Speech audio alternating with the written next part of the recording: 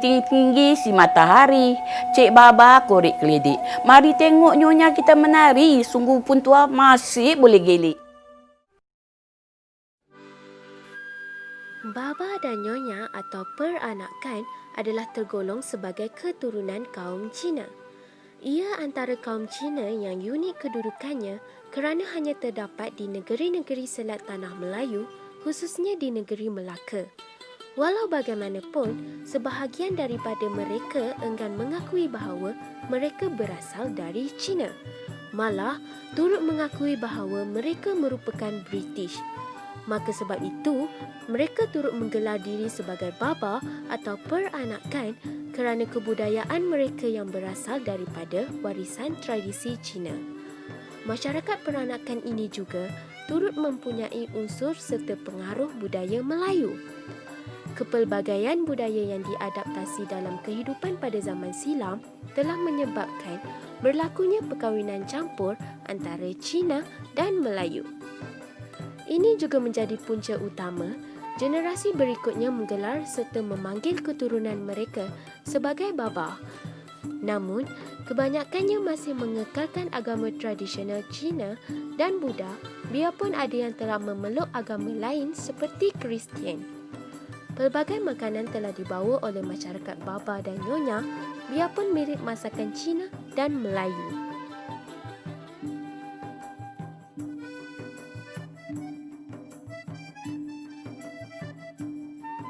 Masyarakat Baba Nyonya pada kebiasaannya akan mencampurkan makanan Melayu dan Cina. Keluarga sebelah ibu akan memasak makanan yang berunsurkan rempah, manakala keluarga sebelah bapa pula kebiasaannya akan mengupah tukang masak kerana kesibukan mereka menguruskan hal perniagaan. Biasanya makanan kaum baba berasal dari masakan Cina, tetapi disesuaikan dengan selera kaum baba yang gemarkan masakan pedas kaum Melayu. Bagi peranakan yang tinggal di bahagian utara Penang dan Tilang, masakan mereka akan lebih berlemak dan bersantan. Kaum baba dan nyonya ini juga terkenal dengan pelbagai kuih tradisional yang sedap dan menarik. Antaranya termasuklah seperti masakan masyarakat Melayu, onde-onde, kuih apam balik, cendol dan tapai pulut. Masakan baba adalah campuran masyarakat Cina dan Melayu tetapi masih beridentitikan masakan baba. Masakan nyonya pula lebih kepada sayur-sayuran dan daging yang biasanya pedas dan menggunakan banyak cili. Bagi masyarakat baba, penggunaan cili yang banyak di dalam masakan merupakan satu identiti yang membezakan antara masyarakat baba dan Cina. Masakan nyonya yang menerima pengaruh Melayu adalah seperti penggunaan belacan, buah keras, lengkuas dan serai. Manakala masakan nyonya yang mengekalkan tradisi masakan Cina ialah itik tem. Makanan dan masakan tradisi masyarakat baba ini biasanya disajikan pada hari perayaan, Tahun Baru Cina, hari lahir atau majlis perkahwinan.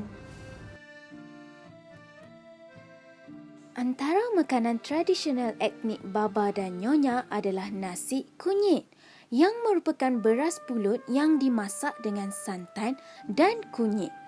Ia turut dikenali sebagai nasi kuning. Nasi kunyit ini dihidangkan bersama kari ayam, malah juga enak dimakan bersama rendang. Ia turut dihidangkan bersama telur rebus berwarna merah semasa perayaan bulan pertama untuk bayi. Warna kuning nasi ini membawa maksud kekayaan serta royalti yang baik. Makanan seterusnya adalah itik tim. Itik tim merupakan hidangan sup yang terdiri dari itik, sayuran seperti sawi, tomato, cendawan Cina, kubis, cili serta buah pala. Ia merupakan hidangan wajib semasa menyambut hari perayaan. Ini adalah kerana ia merupakan makanan tradisional yang masih dipraktikkan sehingga ke hari ini. Hidangan ini mempunyai ramuan rahsia yang tersendiri di mana itik tersebut perlu direndam serta direbus terlebih dahulu sehari sebelumnya. Proses ini dilakukan bagi mendapatkan hasil atau rasa yang lebih memuaskan. Lebih lama itik tersebut direndam, maka lebih sedap rasa itik tersebut. Seterusnya adalah laksa nyonya. Laksa merupakan hidangan berkuah pedas yang popular di kalangan masyarakat peranakan di Asia Tenggara. Ia diperbuat daripada mi gandum tebal atau mihun yang dimakan bersama ayam, udang atau ikan serta disajikan bersama kuah pedas berasaskan kari. Masyarakat peranakan di Melaka adalah keturunan puteri Cina yang bernikah dengan Sultan Melaka pada abad ke-15.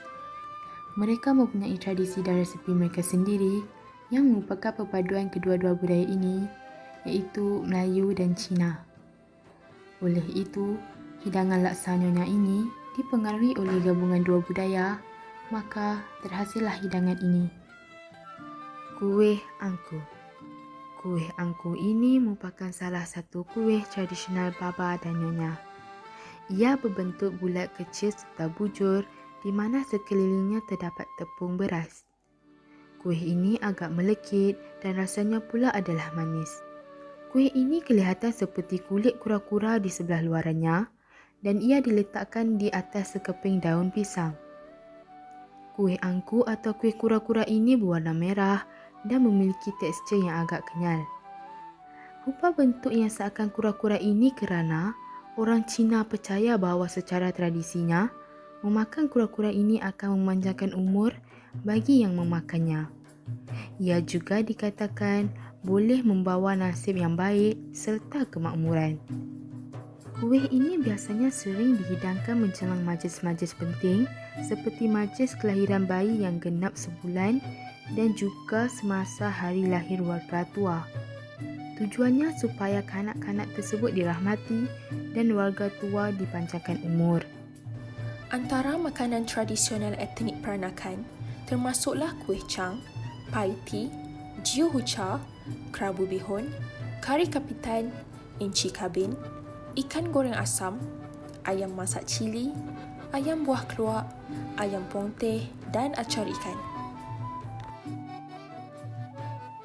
Untuk memenuhi kemahuan kajian, kami telah menjalankan temu bual dengan seorang baba dari Pulau Pinang, iaitu Baba J. Dengan melalui temu bual, Baba J telah memberi informasi yang amat berguna dan penting kepada kajian ini. Tradisi makanan baba nyonya di Malaysia terbahagi kepada dua jenis, iaitu jenis selatan dan jenis utara. Jenis selatan merangkumi kawasan Melaka dan Singapura, manakala jenis utara pula tertumpu pada Pulau Pinang. Justru itu, cita rasa masakan peranakan antara utara dengan selatan Malaysia adalah berbeza disebabkan oleh faktor pengaruh budaya yang berlainan. Masakan peranakan jenis selatan mempunyai unsur yang lebih kurang dengan masakan Melayu. Hal ini kerana ia dipengaruhi oleh peranakan di kawasan Melaka yang kebanyakan dari Indonesia. Dengan ini, masakan peranakan jenis selatan boleh dikatakan lebih klasik kerana masakan tersebut adalah gabungan dua jenis budaya iaitu Melayu dan Cina. Sebaliknya, masakan peranakan jenis utara mempunyai rasa yang lebih istimewa sebab masakannya merangkumi 4 budaya yang berlainan iaitu Melayu, Cina, Thai dan British. Dulu kan, Pulau Pinang tempat first yang diambil alih oleh pihak British. Masa tu ada banyak orang Cina datang ke Melaya. Jadi orang Papua pun kena belanja pegawai British makan. Lagipun, masa tu Pinang tak ada sumber yang banyak. So Papua kena berniaga dengan pemborong Thai lah. Dan Nyonya pun kena menyediakan makanan yang sesuai untuk orang British dan Thai. That's why masakan peranakan Penang lebih special lah. Sebab masakan tu ada unsur budaya yang berbeza. Disebabkan oleh penempatan baba nyonya yang berbeza, bahan masakan yang digunakan juga mempunyai perbezaan. Dengan ini, masakan peranakan di kedua-dua kawasan juga mempunyai cita rasa yang berlainan. Masakan peranakan jenis selatan kebanyakan menggunakan bahan-bahan yang didapati dalam masakan Indonesia, seperti isi kelapa dan santan. Maka, rasanya adalah lebih manis dan kuahnya lebih pekat berbanding dengan masakan peranakan jenis utara.